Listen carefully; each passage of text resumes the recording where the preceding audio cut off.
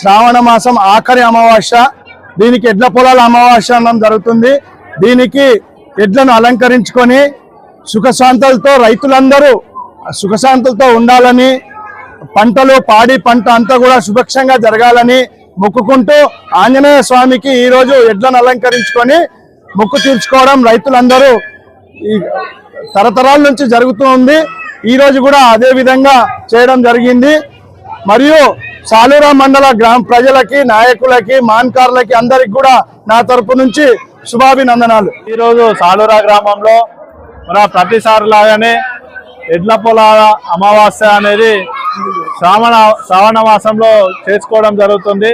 దీన్ని రైతులు అందరూ కూడా ఇంట్లో పూజలు చేసుకొని మట్టితోని ఎడ్లను తయారు చేసి పూజలు చేసుకొని ఇక్కడ వచ్చి ఏదైతే హనుమాన్ మందిర్ వద్దకు మన గ్రామ పెద్ద అయిన పటేల్ గారింటి నుంచి డప్పు వాయిద్యాలతోని హనుమాన్ మందిర్కి వచ్చి ఇక్కడ పూజలు చేసి ఎడ్లను మంచి అలంకరించి ఇక్కడ అందరూ మొక్కులు తీర్చుకోవడం జరుగుతుంది.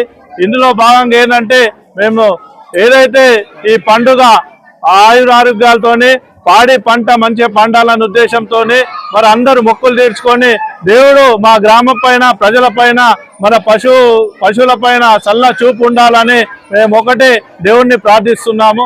కాబట్టి ఏదైతే ఈ అమావాస్య ఎడ్ల పొలాల సందర్భంగా సాలూరా మండల గ్రామస్తులందరికీ కూడా ఎడ్ల పొలాల అమావాస్య శుభాకాంక్షలు.